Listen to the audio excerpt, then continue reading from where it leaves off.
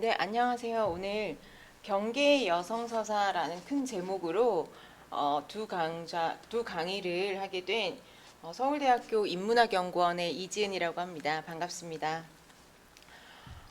두 강인데 이 강의를 연결해서 했습니다. 그 주제를 이제 쉽게 말하면 첫 번째 강의는 일본군 위안부 서사에 관한 얘기고 두 번째는 미군 위안부에 관한 서사의 얘기입니다.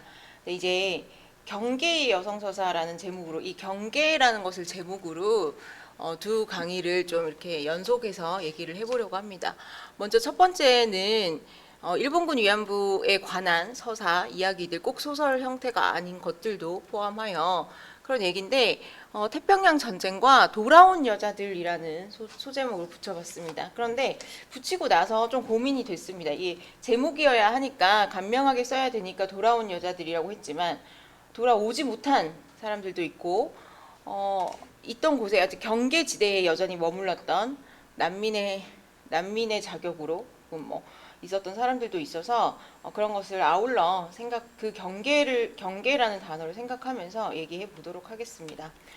먼저 오늘 일본군 위안부가 주된 얘기인데 그 얘기를 하기 위해서는 또 논쟁적인 문제이고 해서 그 정의를 조금 미리 이제 우리가 통일하고 알아두고 얘기를 해야 될 필요가 있을 것 같습니다. 일본군 위안부라고 함은 1932년 제1차 상하이 사변부터 45년 일본이 패전할 때까지 전쟁 지역 점령지에서 일본 육해군이 만든 위안소에서 군속의 성상대를 강요당한 여성을 일컫습니다.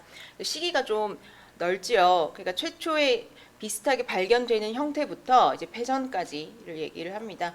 그래서 전쟁 지역이고 여러 가지 형태가 있었기 때문에 그 전쟁 지역이 꽤 넓었잖아요. 태평양 전쟁이. 그래서 위안소의 종류도 군이 직접 경영을 하고 기획을 하고 만들었던 위안소가 있는가 하면 민간업자에게 경영을 맡긴 군 전용의 위안소가 있기도 하고 또 민간의 유곽 등을 군이 일시적으로 지정하여 이용하는 위안소가 있다고 보고 있습니다.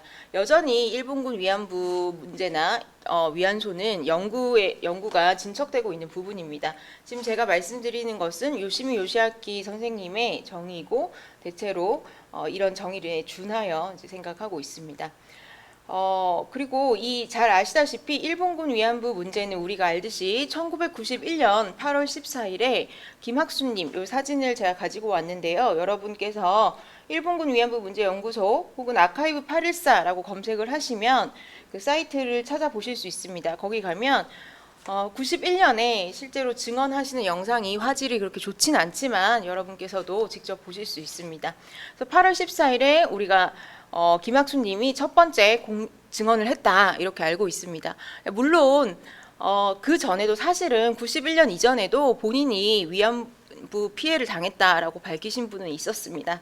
그런데 왜 우리가 91년 김학수님을 공식 증언자라고 얘기를 하냐 하면 아무래도 어떤 사정이 있어서 자기 난민의 이제 국적의 문제 혹은 자신의 사정을 얘기하다 보니 자기가 비국민이 된 사정을 얘기하다 보니 피해 사실을 얘기하게 된 이제 오키나와에 남으셨던 배봉기님 같은 경우도 있습니다. 그런데 좀 다른 것은 김학수님은 이것이 나의 여성의 수치가 아니고 이것은 나는 전쟁 피해를 입었어. 그리고 왜 이 있었던 사실을 당신들 부정하느냐라고 하면서 위안부 피해를 전쟁 범죄로 분명히 규정하고 배상과 사죄를 요구했다는 점에서 이제 공식 증언이라고 얘기를 합니다. 또 하나 더 염두에 두셔야 할 것은 그 전에도 그리고 80년대에도 태국에 있었던 노수봉님 같은 경우도 나 위안부 피해를 입었는데 나 가족 찾아달라라고 하면서 말씀하신 경우가 있습니다. 그 경우도 사실 증언인데요. 어떻게 보면 이 공식 증언이라는 건 물론 증언자의 용기 있는 어떤 피해 사실에 대한 얘기도 필요하지만 한편 그것을 들을 수 있는 귀가 필요했던 것이기도 하죠. 80년대에 그렇게 자신의 피해를 얘기했지만 그것에 대해서 이거 전쟁 범죄를 대해서 촉구하는 것이다 라고 들을 만한 귀가 없었던 것도 하나의 요인이라고 저는 생각을 합니다. 그래서 80년대 후반부터 근데 후반부터 위안부 문제에 관심을 가지고 이런 것이 전쟁 피해가 있었구나라는 문제의식을 가졌던 이 여성학계, 여성학자, 여성운동가들이 있었기 때문에 이런 이야기들이 목소리가 좀 더 들어줄 사람이 있었던 거죠. 크게 들릴 수 있었다고 생각을 합니다.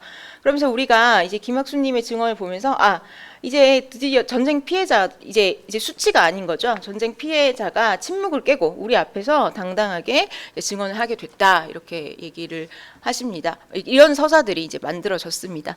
그런데 제가 침묵에 빨간색을 표시를 했는데요. 조금 이 말이 틀린 것은 아닙니다. 사실 91년이면 전쟁 패전이 45년이니까 일본 태평양 전쟁이 끝난 게 45년이니까 45년 8월이라고 생각을 한다면 45년, 46년, 45년 만이잖아요. 근 반세기 만에 서야 이제 얘기를 할 수 있었는데, 그래서 침묵을 깨고 우리 앞에 이제 나타나셔서 이게 전쟁 범죄를 당했다 이렇게 말씀하실 수 있었던 것도 있는데, 자칫 이걸 잘못 생각하면 이 침묵을 깨고 우리 앞에 나타났다 이렇게 얘기를 하면 그 45년간 일본군 위안부 문제는 아무도 모르는 정말 침묵 상태, 아무도 모르는 상태에 있었다라고 생각하기 쉽습니다. 정말 그랬을까? 그러면은 전쟁 이후에 60년대, 70년대에는 일본군 위안부의 존재를 아무도 몰랐을까라고 생각을 한다면 그렇지 않다는 거죠. 자, 제가 이제 침묵과 소문의 이중담론이라는 두 번째 제목을 달아봤는데요. 한번 봅시다.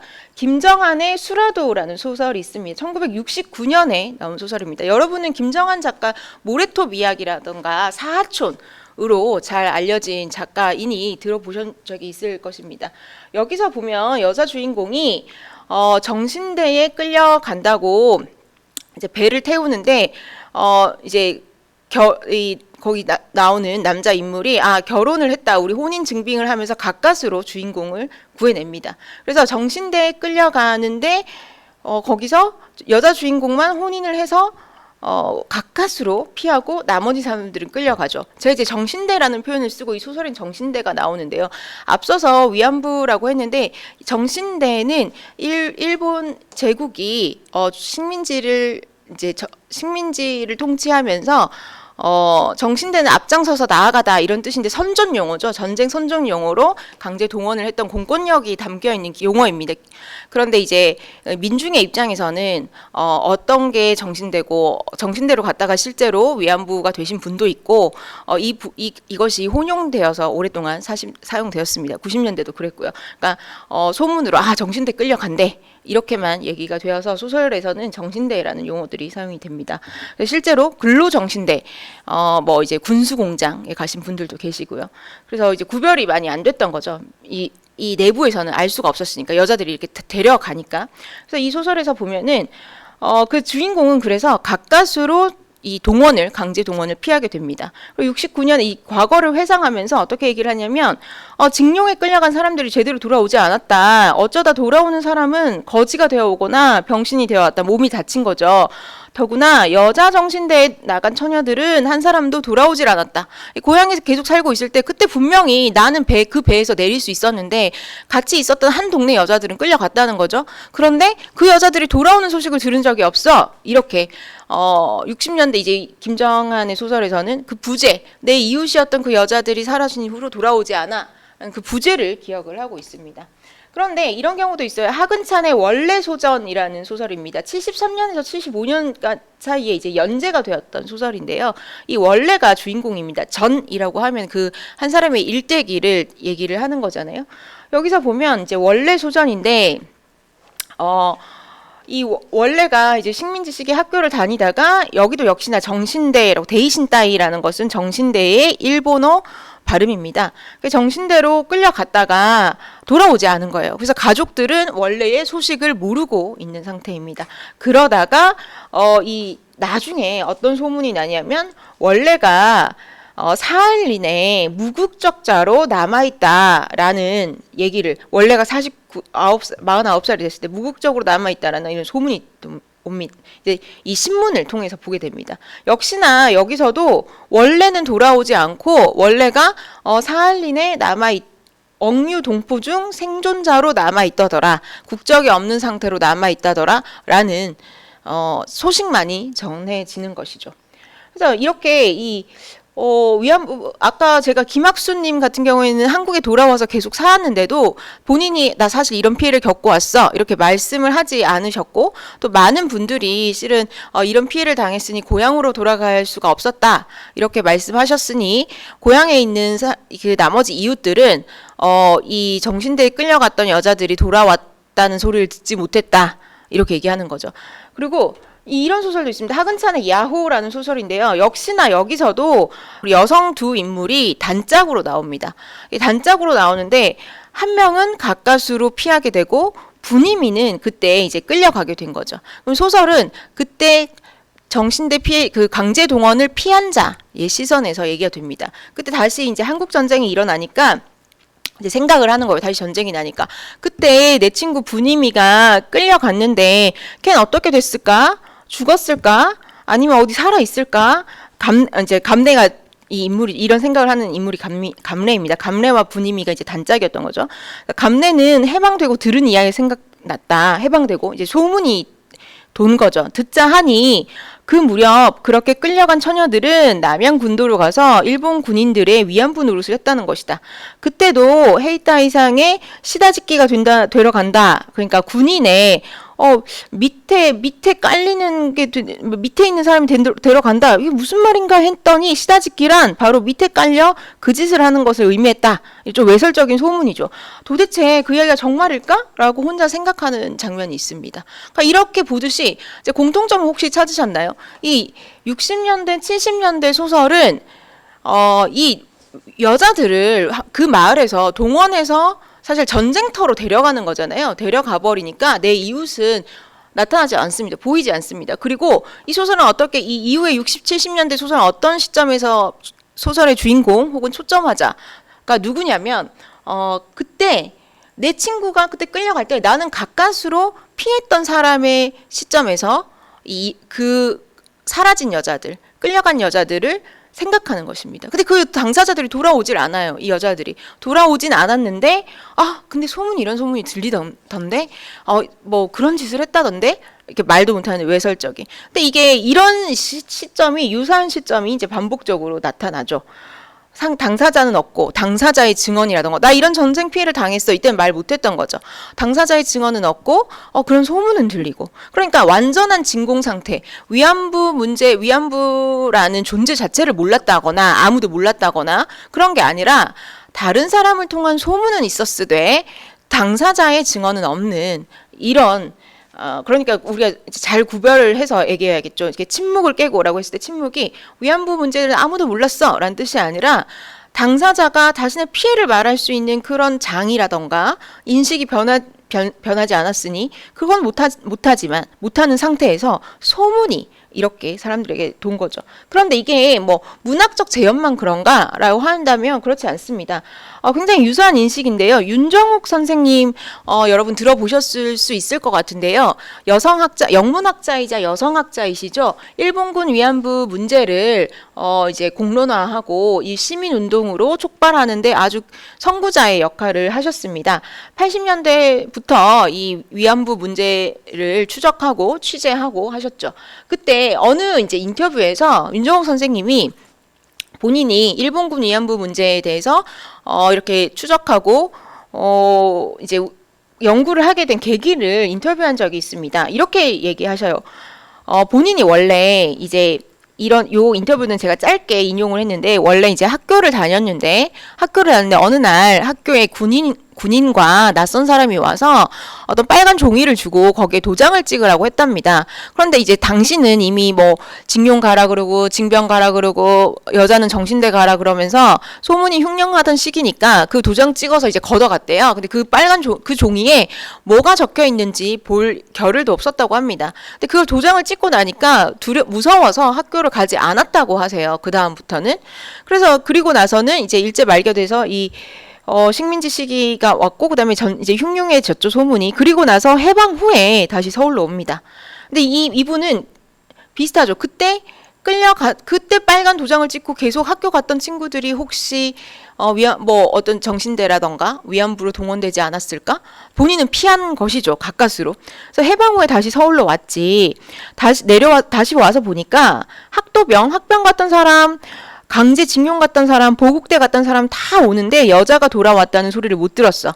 거기서부터 내가 이거 이상하다고 생각한 거야. 그때가 20살이었어. 그래서 학도병 나갔던 사람, 그러니까 전쟁을 나간 거잖아요. 이 사람도 학병도 강제 징집이 돼서 43년에 이제 전쟁터로 내몰리게 되는데, 조선 사람이지만 이제 전쟁터로 나갔던 사람이니까 혹시 여자들 못 봤냐고 물어볼 수 있겠죠. 물어봤더니 깜짝 놀랄 이야기를 들었어. 이 여자들이 먹을 시간도 없이 밤새도록 그랬다는 거야. 이렇게 말을 차마 옮기지는 못하고 그랬다는 거야. 여기서도 알 수 있듯이 전쟁터에서 돌아온 사람들에 의해서 목격담, 그러니까 사실 증언이 아니라 목격담인 거죠. 이 목격담이 소문으로서 있었다고 볼 수 있습니다. 그래서 역시나 윤정호 선생님 역시나 이 가까스로 피한 자, 나도 어쩌면 그때 그렇게 동원될 수 있었는데, 근데 그걸 피하고 나서 다시 해방되고 생각하니 그 여자들이 돌아왔을까? 돌아오지 못한 여자들을 생각하고, 그 여자들은 아무도 안 돌아온 건 아니었잖아요. 말할 수 없는 상황에 있었던 거지. 그런데 소문만이 무성한 그런 상황이었습니다.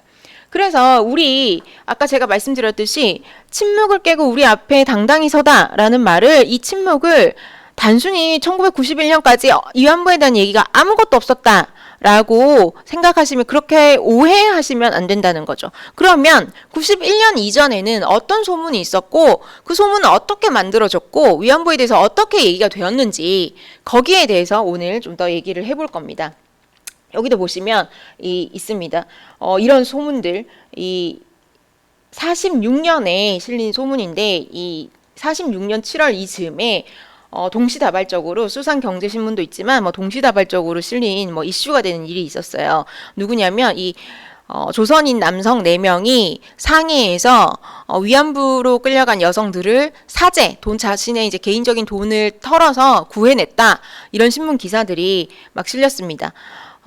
이제 그러고 보면서 그래서 마지막에 이제 인터뷰를 하죠. 어떻게 했습니까? 그러니까 내가 상해를 떠날 때 노상에서 빌어먹는 아편 중독된 동포 남녀 20여 명이 있었다.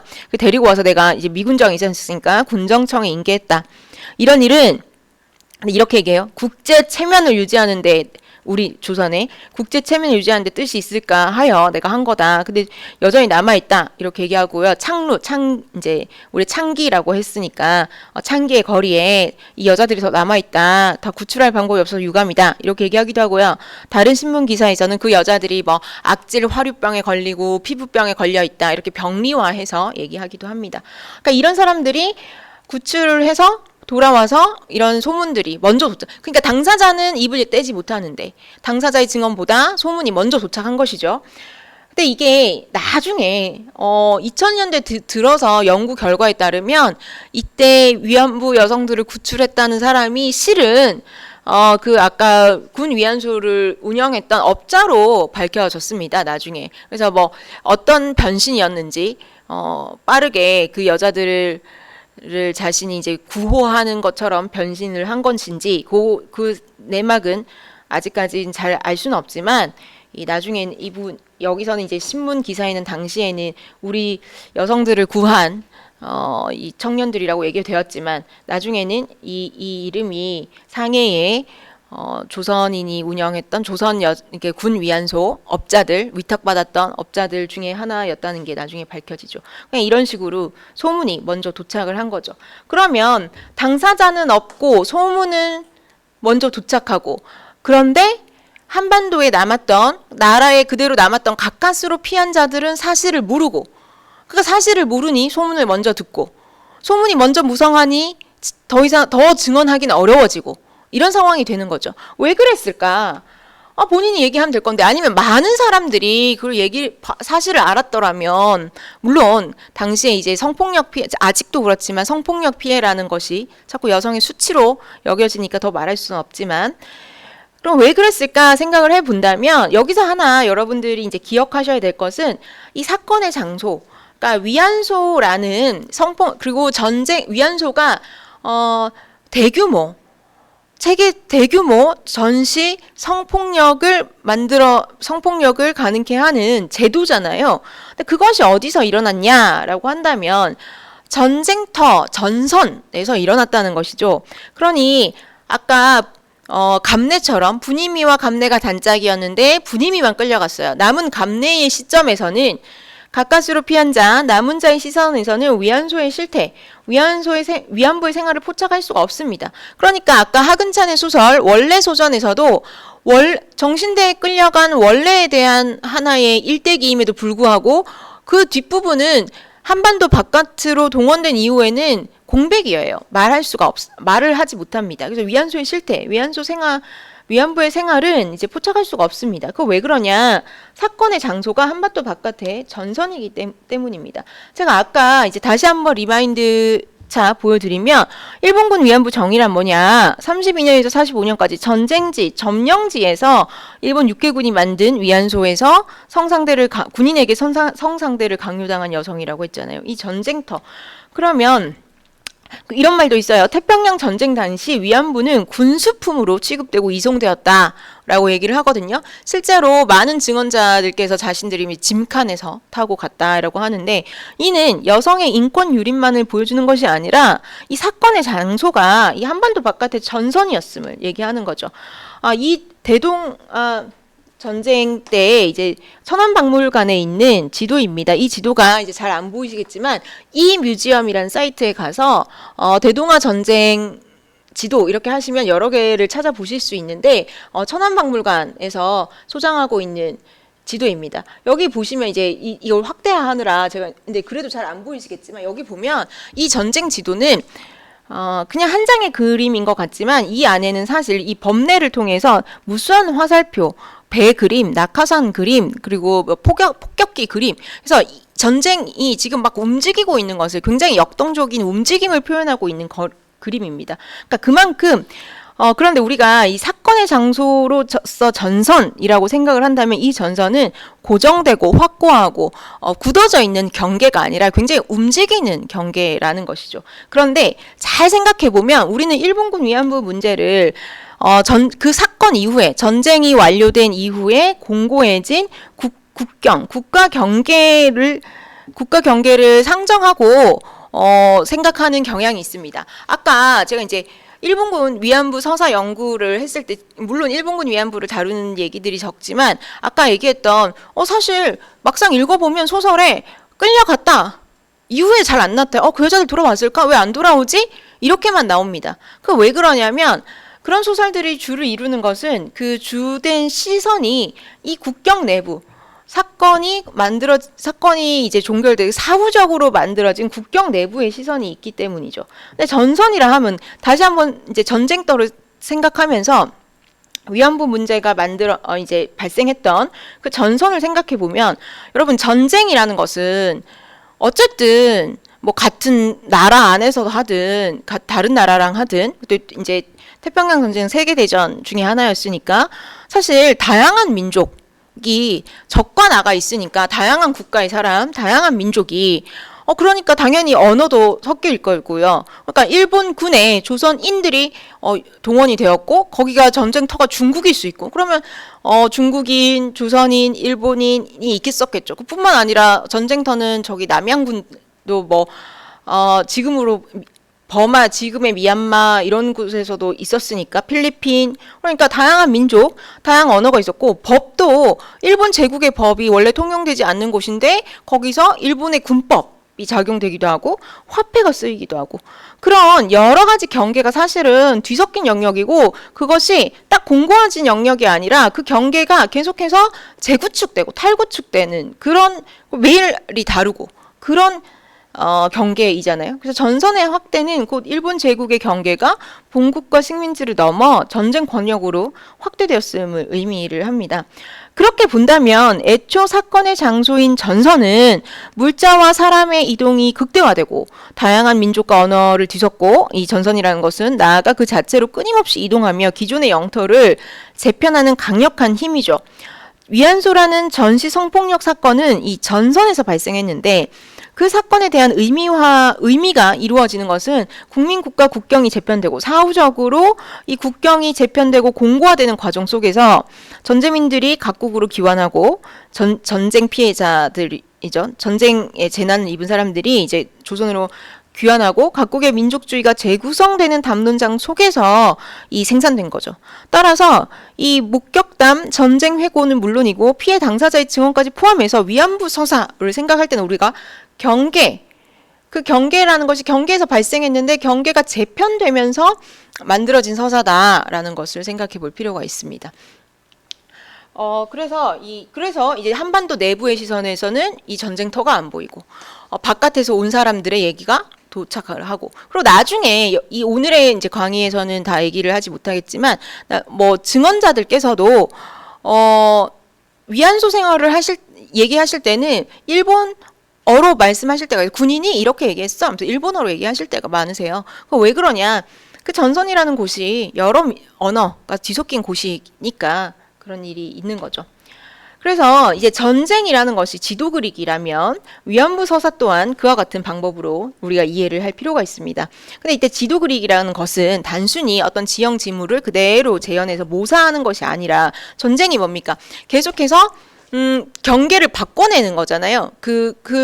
전선을 전쟁을 한다는 것은 기존의 경계, 기존의 구획 이런 것들을 막 바꾸는 일이잖아요. 그래서 세계를 인식하는, 세계를 이제 만들어내는 새로운 틀을 구현하는 것입니다. 그러니까 위안부 서사의 이 유동성을 추적한 지도는, 그러니까 우리가 위안부 서사를 생각할 때는 이것이 전선에서 만들어졌구나. 여러 가지가 막 여러 민족이 뒤섞인 돼서, 여러 언어가 뒤섞인 돼서 거기서 만들어졌고, 그것이 그 기억이 사후에 국민 국가가 만들어질 때 각국으로 가져간 것이구나. 이런 생각을 하셔야 됩니다. 그러니까 그럼 여러분 생각해 보세요. 전선에서는 중국인도 있고 일본인도 있고 여러 사람들이 있어가지고 그 위안소라는 걸 같이 목격한 거예요. 기억을 했어요. 근데 이제 지금 피해 당사자는 말을 못하고 있어요. 근데 그걸 본 사람이 많아. 근데 그 본 사람들이 이제 전쟁이 끝나면 어떻게 돼? 각국으로 간 거예요. 중국 사람은 못 간 사람도 많지만 중국 사람은 중국으로 가고 조선 사람 조선으로 가고 일본 사람 일본으로 갔겠죠. 그럼 가서 전쟁의 얘기를 해. 전쟁을 얘기를 하면서 그때 전쟁터에서 본 위안부 얘기를 합니다. 그러면 똑같은 사건이지만 그 사건이 어디에 있겠어요?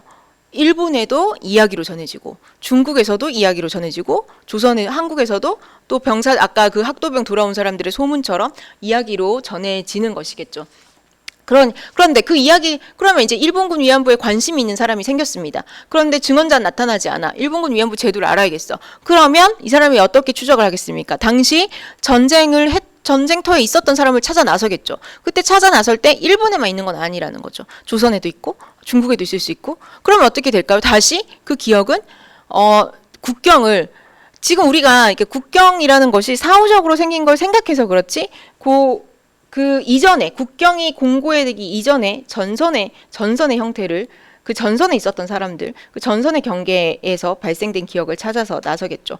그래서 실제로 제가 아까 70년대 하근찬의 소설이나 수라도 이게 있죠. 김정한의 소설 속에서는 그때 그 여자들 어디 갔을까? 안 돌아왔는데 이렇게 공백으로 있었잖아요. 위안부 생활이.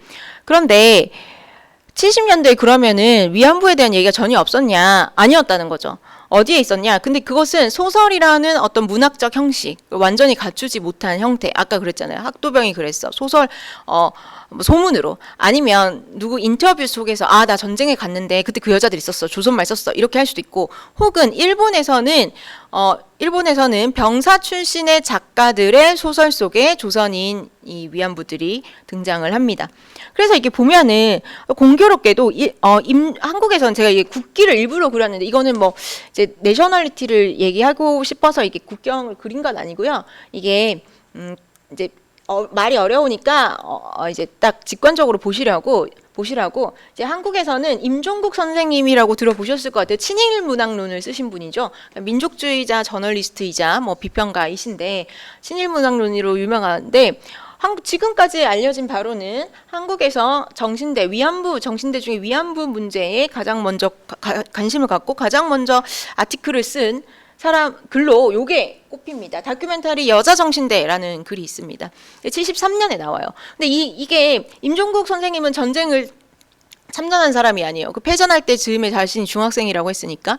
그러면 어디서 이 여자 정신대를 알기 위해서 어떤 자료를 봤을까? 이 책을 보면은 실제로 일본군 참전했던 사람들, 그러니까 전 일본군 장교들이라던가 그 병사들의 회고 속에 나타나는 위안부 잠깐 등장하는. 근데 그것도 찾기가 어렵죠. 아니면 제일 조선인이 쓴 조선인 강제 연행의 기록, 강제 동원된 사람, 강제 동원의 기록이라는 책이 유명한 책이 있는데 그 강제 동원되었던 사람들이 전쟁터에서 군속으로 이제 군인 심부름 해주다가 본 조선 여자들의 목격담 이런 것들을 여러 가지 목격담들을 모아놨어요. 그러니까 조선인의 목격담뿐만 아니라 일본에 남아 있는 조선인의 목격담 혹은 일본 병사의 목격담을 모아둔 거죠. 그리고 근데 여기서는 하나의 짧은 아티클인데 일본에서도 거의 공교롭게도 같은 시기에 1973년에 종군 위안부라는 책을 센다가코 저널리스트가 책을 냅니다. 역시나 비슷한 형식이에요. 근데 훨씬 더 확대되어 있죠. 그러니까 종군 위안부에 보면 역시나 저기서도 참전 병사들의 인터뷰들이 많이 있고 센다가코가 한국에 와서 취재를 하기도 해요. 그래서 취재한 얘기들 아니면은 조선인 중에 병사로 참전했던 학병으로 참전했던 사람들에게 물어봐서 너 조선인 위안부 봤냐 이런 목격담들을 모아둔 그러니까 목격담들을 이야기잖아요 서사. 근데 그 이야기들을 모아둔 그런 이제 두 책이 그러니까 하나는 요거는 짧은 이제 뭐 아티클이고요. 저희는 책입니다. 근데 저 종군 위안부는 나오자마자 굉장한 많은 반향을 일으켰다고 해요. 근데 그것이 뭐 이제 시대적인 한계도 있고 그러니까 이제 종군 위안부를 어떤 피해자로만 보았느냐. 근데 저기 이제 평가가 있습니다. 이 전쟁에 대한 향수가 좀 느껴지는 것 아니냐. 70년대 일본에서 이 군국주의에 대한 부활, 그때 그 당시 군국주의에 강했던 제국을 향수하는 것을 향수를 자국하는 책은 아닌가 이런 평도 있고요. 어쨌든 되게 인기라고 해야 될까요? 그렇게 돼서 속편 계속 속편 제속 이제 74년이 또 나오고 그다음에 게이코의 어떤 일대기 저 일본인 위안부인데요. 일본인 위안부가 위안소에서 조선인이랑 같이 있었던 그런 얘기들이 나옵니다. 이제 제가 복잡하게 해왔는데 너무 이제 다 어차피 여러분들은 그냥 보시기만 하면 돼요. 이걸 하면서 너무 어려울까? 제 생각을 많이 했는데 그 종군 위안부 근데 이제 김일면이라는 저널리스트 역시나 학자이자 저널리스트이신 분이 있는데 제일 조선인이십니다. 조선인인데 일본에 남은 거죠. 제일 조선인인데 1976년에 조금 늦죠. 3년 후에 천황의 군대와 조선인 위안부라는 이 책을 좀 이제 조선인 위안부 이제 일본의 군대와 조선인 위안부에 대한 얘기를 좀 학제적으로 이렇게 체계를 갖춰서 해볼까 이렇게 만들어냅니다. 그런데 역시나 비슷해요. 왜냐하면 그때는 학문적 연구가 없으니까 저 김일면의 책 안에는 뭐가 있냐면 센다가코의 종군 위안부도 들어가 있고 임종국의 다큐멘터리 여자정신대가 사실 이렇게 번역이 돼서 일본어로 번역이 됐거든요.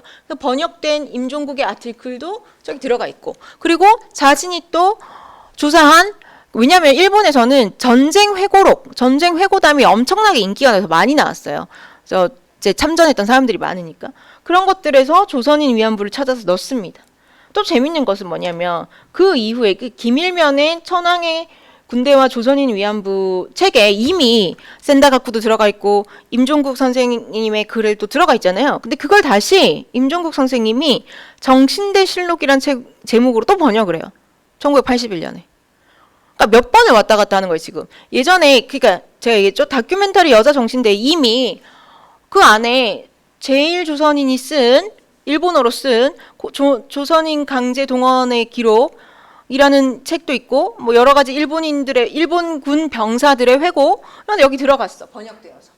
저 센다가코의 종군 위안부도 일본군 병사들의 회고라던가 아니면은 뭐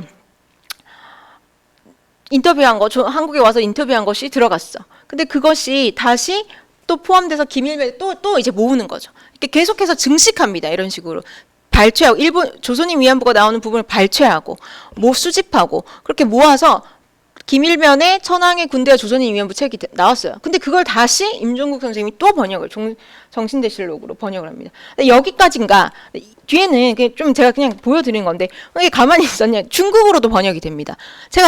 중국어로도 번역이 되는데 이 센다가코의 종군 위안부 책도 이제 번역이 되고요. 뭐 이렇게 같은 종군 위안부 뭐 중국에서는 군대 기생이라고 해서 군기라는 용어를 쓰기도 하고, 군기 혈루, 느낌 오시죠? 군대 기생 혈루가 뭐겠습니까? 피눈물, 이런 식으로 번역이 되기도 하고, 그리고 김일면의 그 천황의 군대와 조선인 위안부가 또다시 군기 혈루라는 이름으로 중국에 번역이 됩니다. 중국에 왜 번역했겠어요? 중국 역시나 일본이랑 전쟁을 치렀고, 이 전쟁에 대한 기억이 있었고, 이 전쟁에 대한 관심이 있었으니까 번역을 했겠죠. 그래서 보시면 이 빨간색으로 했던 이 책이 다 같은 책이죠, 결국은.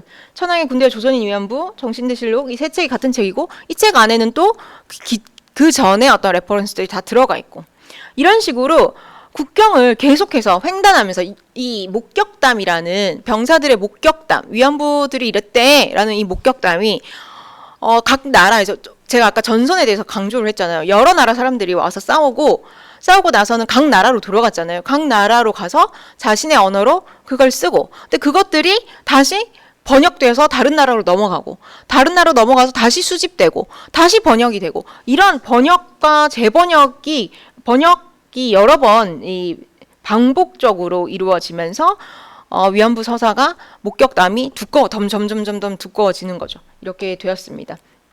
이때 이제 이 번역을 할 때 여러분들 이제 하나 알아두실 개념은 되받아쓰기라는 개념이 있습니다. writing back이라고 하는데, 이런 거죠. 제국의 언어, 중심부의 언어를 이제 식민화된 장소의 식민지에서 이렇게 변형식, 그대로 가지고 오는 것이 아니라 식민화된 장소에 적응된 담론의 형식으로 교체하는 어떤 그 탈식민주의적 글쓰기를 되받아쓰기라고 합니다. 그래서 그런데 아까 이 번역을 할 때 예를 들어서 되받아쓰기 어떻게 할 거냐, 이 되받아쓰기의 문제가 중요한 게 왜냐면 조선인 위안부를 본 사람이 누구예요? 일본군 병사들이 이제 다수였던 거죠. 그럼 일본군 병사의 시선에서 기억을 하는 조선인 위안부는 어떻겠습니까? 병사와 위안부라는 권력 차이도 있을 것이고, 일본인과 조선인이라는 권력 차이도 있을 거잖아요. 그러면 병사의 시선에서 본 조선인 위안부를 재현을 해뒀던 거죠. 그러면 그것을 수집하고 번역을 할 때 김일면도 제일 조선인이고 사이에 끼인 사람이죠. 일본에 살지만 조선인이고, 식민의 기억이 있고, 식민지민으로서 정체성이 있고, 그다음에 임종국 역시나 식민지에 대한 기억이 있고, 그런 이제 민족주의, 거기에 대한 저항적 민족주의적인 정신이 있는 사람이 그 기억을 모을 때 어떻게 했겠습니까? 그대로 가지고 오지 않겠죠. 이렇게 했는데 이거 문제가 있어. 이런 식으로 제국의 시선을 어떻게든 식민지의 지식인의 입장에서 되받아쓰기, 그대로 가지고 오는 것이 아니라 그걸 변용한다거나 거기에 대한 논평을 한다거나 바꿔서 가지고 오겠죠. 그런데 여러분한테 질문은 이런 겁니다. 그러면 병사의 기록을 수집하고 발췌하고, 혹은 일본에서 생산된 전쟁 기록물을 번역을 할 때 식민의 경험이 있고, 이제 65년 그 한일 수교가 다시 부활하는 가운데 거기에 이제 위기를 느낀 임종국 선생이 그걸 가지고 올 때 당연히 탈식민주의적인 입장에서 그것을 수집하고 번역해 오겠죠. 그런데 아까 제가 병사의 기억에서는 아주 간단하게 말하면 두 가지의 위계관계, 권력관계가 있다고 했잖아요. 병사와 위안부 사이에 젠더적인 권력관계도 있고, 일본인이라는, 그러니까 제국 일본과 식민지 조선인이라는 민족적 혹은 국가적인 내셔널리즘의 그러니까 제국과 식민지 사이의 권력관계도 있는데, 그러면 임종국 선생이 이걸 번역해 올 때, 김일면, 임종국 선생이 번역해 올 때 이 두 개의 권력관계를 모두 인지했을까라고 생각을 한다면 어떻게 쓸 것 같습니까? 제국과 민족의 권력관계에 대해서는 문제의식이 있었지만 젠더적인 문제의식에서는 좀 결여된 형태를 보인다는 것이죠. 그게 문제가 있습니다. 그래서 이 세 책이 모두 같은 것인데 각 국가에 따라 천황의 군대와 조선인 위안부라는 책은 제일 조선인의 입장에서 제국의 최하위 주체인 조선인 위안부를 통해서 천황 군대의 야수성을 폭로하고, 제일 조선인이니까 일본에 살고 있겠죠. 그래서 경제 부흥 이후에 일본의 군국주의에 대한 향수를 경계한다면 그것이 한국어로 번역된 정신대실록은 위안부를 통해 일본 제국의 폭력성과 잔악성을 폭로하는 민족의 역사쓰기, 실록이잖아요. 민족의 역사쓰기를 감행합니다.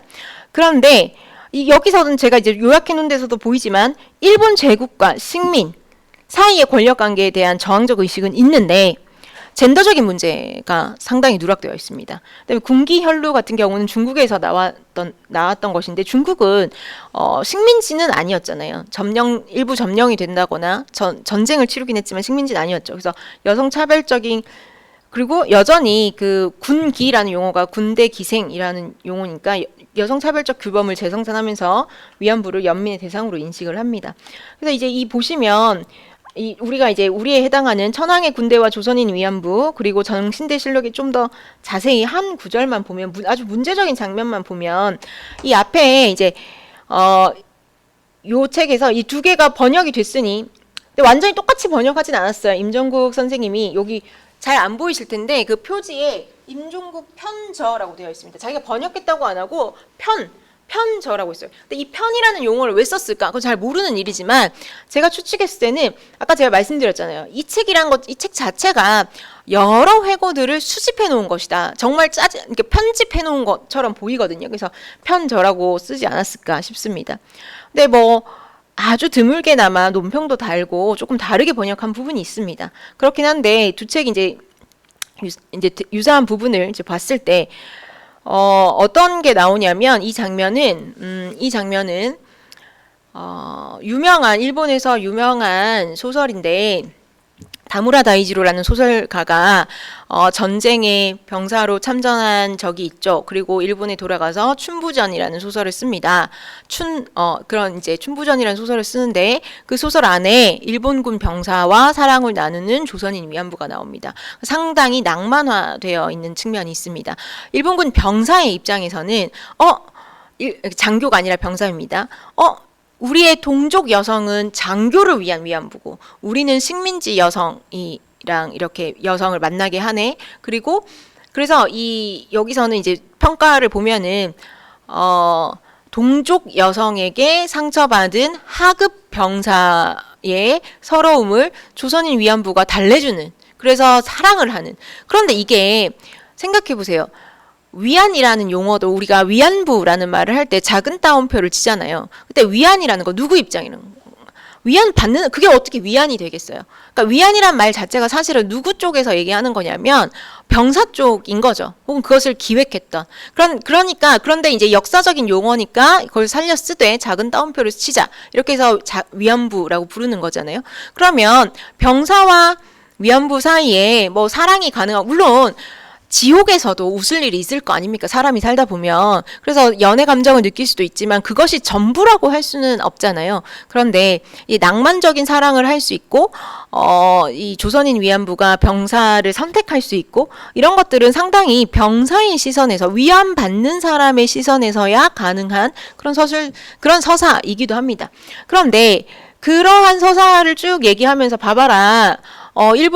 일본의 작가인 다무라 다이지로는 가서 일본 참전해서 이렇게 조선인 위안부 만났어. 이렇게 하면서 물론 자전적인 경험을 바탕으로 쓴 소설일 수는 있겠으나 소설을 역사적 사료처럼 얘기할 수는 없잖아요. 그런데 이 사람들은 좀 급했던 거죠. 일본군 위안부 문제에 대한 연구는 없고 이게 여기에 있어서 책에는 잡아야 되니 소설에 봐봐. 이 참전했던 사람이 이렇게 썼어. 라고 오면서 그걸 마치 사료처럼 가지고 옵니다. 그러면서 봐봐. 일본군 병사가 일본인 위안부보다 근데 여기서 이제 B라는 용어가 나오는데요. 이 B라는 것은 이제 뭐 위안부를 멸칭인 거죠. 멸칭 뭐 창녀 이런 표현에 이제 우리 한국에서도 갈복 이런 말도 있으잖아요. 그런 것처럼 이제 설은 여러 가지 있습니다. 어원의 설은 여러 가지가 있는데 여튼 이제 멸칭인데요. 일본인 위안부보다 조선인 위안부가 더 좋다고 하잖아. 그 봐. 조선 여자들이 이렇게 조선 민족이 이렇게 위대해. 이런 식으로 가지고 가는 거죠. 그러니까 일본군 병사가 일본인 여자보다 조선 여자를 더 좋아했다는 것이 민족적 우월을 얘기하는 건 아니잖아요. 거기는 이미 뭐가 전제되어 있습니까? 남성과 여성 이 동원된 여자들이 병사를 위한 위안하는 존재라는 게 전제되어 있는데 그게 문제적인데 거기에 대해서는 건들지 않는 거죠. 그러면서 이렇게 얘기하는 거예요. 한국비는 한국에서 온 이 위안부로 온 여자들은 병에 걸리지 않아서 조톡은 상급들은 일본 창녀, 우리들은 이제 하급들은 한국비. 그런데 상관 녀석들의 몰래 우리들 영역, 한국비, 한국 위안부를 침범하잖아. 라는 건 아마 소설에 나온 것을 의역을 했을 겁니다. 이 김일면이 먼저 쓰고 임종국이 번역한 대로. 근데 이 표현에서 우리는 뭘 기분이 나빠야 되죠. 왜? 아니 지금 여자들이 병에 걸리지 않고 당신들을 위안해서 좋은 게 아니라 그 여자들이 병사를 위안한다는 그 발상 자체가 문제야, 범죄야 라고 얘기를 해야 되는데 그런 게 아니라 거기서 가지고 오면서 이같이 말할 정도로 한국인 위안부가 좋았다고 전해지고 있다 라고 하면서 마치 여기서 민족적 우월성을 뭔가 확인하려는 태도를 보이죠. 거긴 두 가지가 있다. 하나는 좀 잘난 척하는 일본비는 사병에게 냉담했고, 그러니까 이제 뭐 전쟁터에서 일본 여자들이 더 귀했으니까 그럴 수도 있겠죠. 제국의 일원이었으니까 그럴 수도 있고요. 한국비는 무엇을 하건 일본 여자보다는 훌륭한 점을 인정받기 위해서 애써 노력하고 있었기 때문이다. 이렇게 무엇을 하건 무엇을 했는데 이런 문제들이 생긴다는 거죠. 그랬을 때 이 사람들이 이제 민족의 남성이죠. 민족의 남성 지식인들이 일본군 위안부 문제가 전쟁 범죄이고 식민 지배의 가장 잔악하고 야만적인 범죄다라는 것을 고발하는 가운데서 그것이 민족과 제국의 문제로만 하지 여자들이 위안하는 존재로 여성 섹슈얼리티가 왜 병사를 위한 위안의 대상이 되어야 되냐라는 것에 대한 문제의식이 없습니다. 그래서 사실 여기는 어디까지가 다무라 다이지로의 소설이고 어디까지가 이 저자들의 얘긴지도 알기가 좀 어렵게 뒤섞여 있어요. 이 책 자체의 특징입니다. 근데 그것은 저의 해석, 이건 저의 해석인데요. 그만큼 어떤 측면에서는 민족과 제국의 문제가 식민의 문제가 아니라면 어떤 측면에서는 상당히 일본군 병사들과 공모하는 지점이 있었다는 거죠. 그 시선이. 그러면서 전선의 사병과 한국비와는 어느 의미에서는 차원을 같이 하고 있었고 사이 좋은 동반자 같았다 이런 표현까지도 문제의식 없이 쓰고 있습니다. 근데 이제 사이 좋은 동반자라는 말은 사실 얼마 전에 일본군 병사와 조선인 위안부를 동지적 관계라고 일컬으면서 이제 문제가 된 이게 이제 뭐 학술 문제가 법적 재판으로도까지 문제가 되었는데요. 그런 문제를 얘기하고자 하는 것은 아니고요. 그때 마치 이제 지금은 우리가 시간이 지나서 그 문제에 대해서 좀 더 이제 많은 숙고를 했습니다. 근데 당시만 해도 어떻게 얘기를 했냐면 아니야 민족주의가 억압한 여성의 목소리가 있어라고 하면서 동지적 관계라는 이러한 것들 병사와 조선인 위안부가 사랑을 할 수 있는 것이 마치 페미니즘 언어인 것처럼 담론 지형을 만들어 내려 했던 그런 것들이 있었던 것 같습니다. 그런데 사실 이거 보면은 이 유사한 표현이죠. 사이 좋은 동반자 이런 표현들은 일본군 병사의 회고에서 민족 남성으로 이어지는 사실은 상당히 젠더적으로 병사의 시선, 남성의 시선, 위안받는 자의 시선에서나 가능한 표현이라는 것을 이제 확인할 수가 있습니다. 그래서 이제 정리를 해서 드리자면 이 두 책은 병사들의 회고담을 통해 일본군 위안부 문제의 실상을 밝히려 했던 책입니다. 당시에는 연구도 없었고 이제 찾기가 어려웠겠죠. 그렇지만 문제는 한계는 이들은 이제 한 저자 그리고 번역자 이들은 완전히 성애화된 타자로서 위안부의 여성을 인식한 후에 제국 내부의 남성 권력관계 또는 제국과 식민지 남성의 권력관계 제국 내부는 뭡니까? 장교와 병사였겠죠. 제국 내부에. 혹은 제국과 식민지 남성의 권력관계를 조선인과 일본인 위안부의 관계에 투사해서 누가 더 좋더라 이런 식으로 얘기를 하는 거죠. 김일면과 임종국이 보인 일본에 대한 적개심에도 불구하고 병사의 어떤 이 목격담과 이들의 서술이 이 민족 남성의 서술이 위화감 없이 뒤섞일 수 있는 것은 양자의 시각이 제국에서 피식민족 아까 제가 라이팅백 되받아쓰기를 얘기했는데요. 탈식민주의적인 어떤 시선이라는 것은 제국으로부터 피식민 민족으로만 이동할 뿐 그 근저에 깔린 젠더의식, 여성의식이 굉장히 사실은 유사합니다. 결국은 그래서 이 두 책은 일본군 위안부에 대해서 관심을 가진 아주 초기의 책이긴 하나 제국 병사의 시선을 오직 민족적 적대선 저쪽에서 이쪽으로 젠더는 건들지 않고 단지 민족 문제만 권력 문제만 문제 삼은 책이자 번역서로 그런 결과가 있습니다.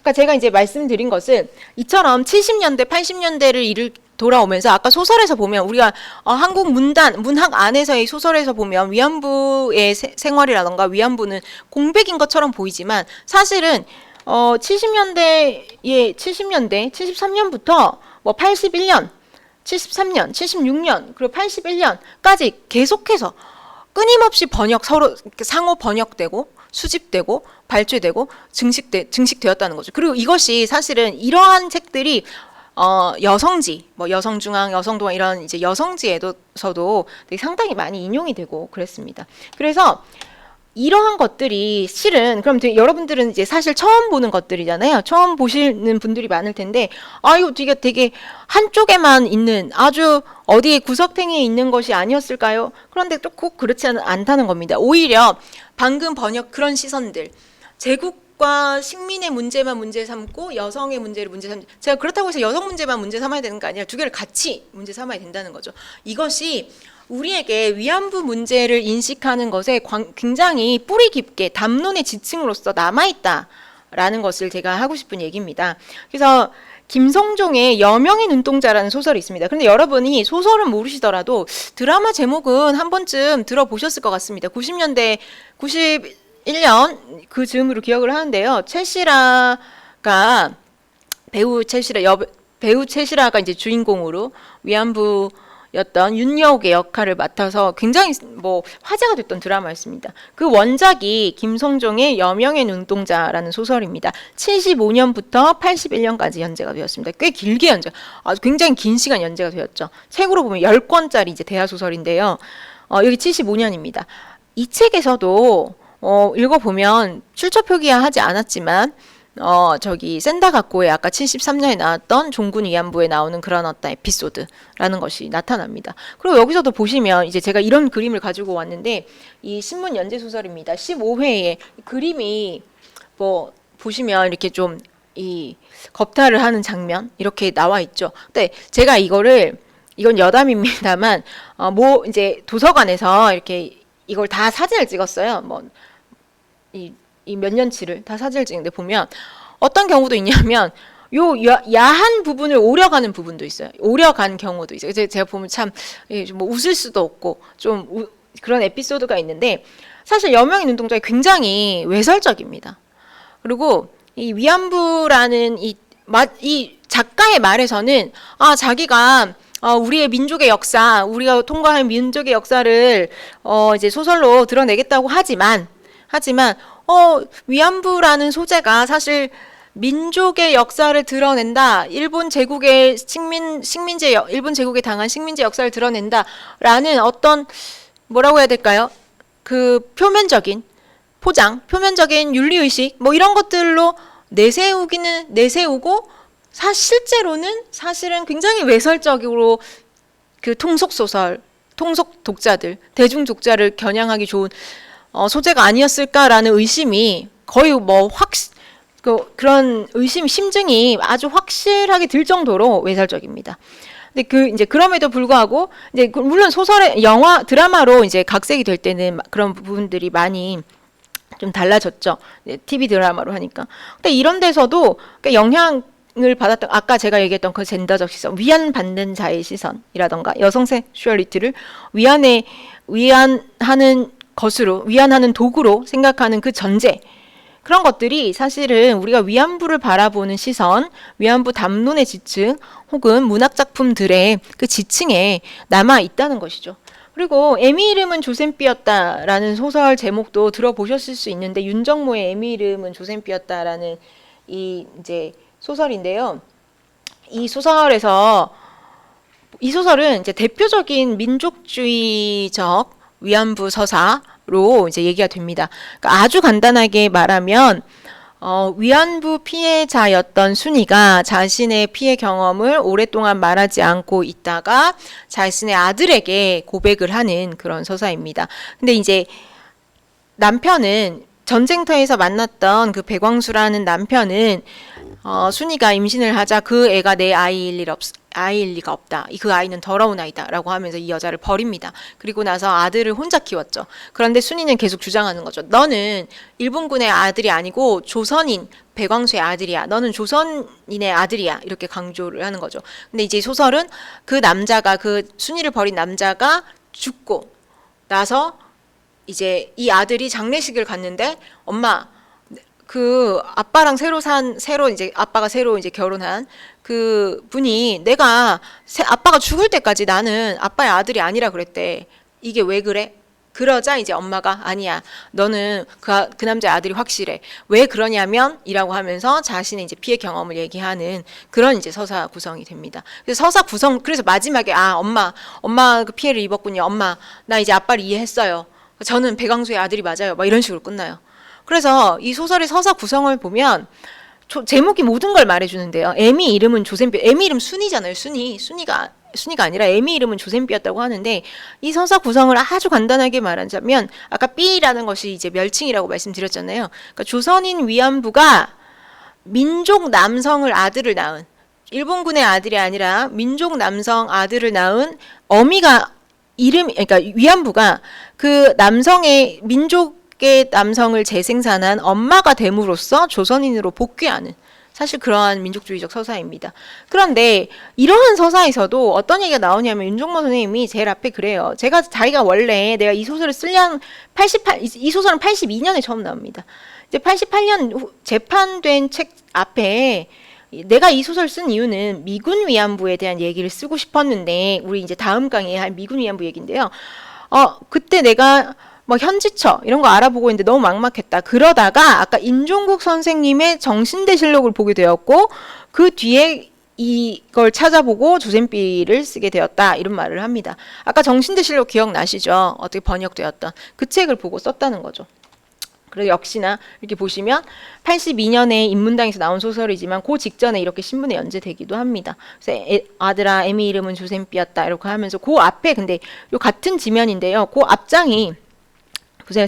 임종국과 윤종모의 대담, 색지옥에 떨어진 섹스 소모품, 뭐 이렇게 하면서 이 앞에 사진은 더 외설적인 사진이었는데 제가 이제 차마 그런 걸 보여드리지 않고, 그렇게 하면서 일본군의 야수성, 뭐 야만성, 참상, 전쟁의 범죄의 참상, 이런 것들을 고발하는 것이 맞긴 맞는데, 그럼에도 불구하고 이 여성들의 그것을, 성폭력을 외설적인 것으로 이렇게 묘사하거나 그런 것을 찾아볼 수 있습니다. 이런 식으로 대표적인 위안부 서사에도 사실 아까 그렇게 전해져 내려오던 목격담, 이게 발췌되고 수집된 것들이 작동을 기저에 담겨 있다는 것이죠. 그렇게 본다면 이제 우리가 다시, 이게 첫 장면이었는데요. 자, 제가 이제 말씀드렸듯이 그러면 이제 제가 오늘 말씀드린 것은 우리가 위안부 서사라고 한다는 것이 하나는 이겁니다.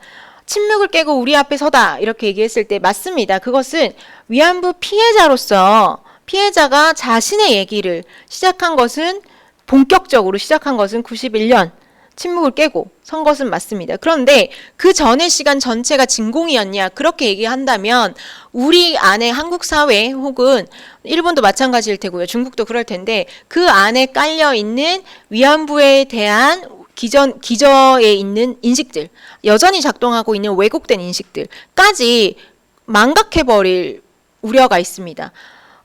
침묵을 깨고 우리 앞에 당당히 섰다라는 것은 재연 대상이 아니라 말하기 주체로 나타났던 것이고, 그 전에 이 분들이, 피해 당사자들이, 생존자들이 말하기 주체로 나타나기 전에는 목격담들, 그런 것들이 무수하게 만들어졌고, 그 목격담들은 역시나 위안부 문제가 전쟁터, 전선이라는 경계에서 여러 민족과 여러 언어가 뒤섞여 있던 경계에서 발생했기 때문에 그 기억들은 각국으로 흩어져서 생산되었고, 그리고 그 국경이 만들어진 이후에도 끊임없이 서로 번역이 되고 서로 왔다 갔다 하면서 형성되어 있었다.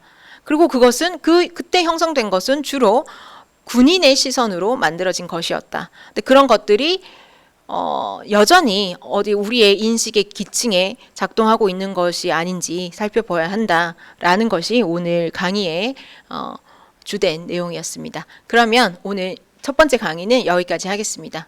감사합니다.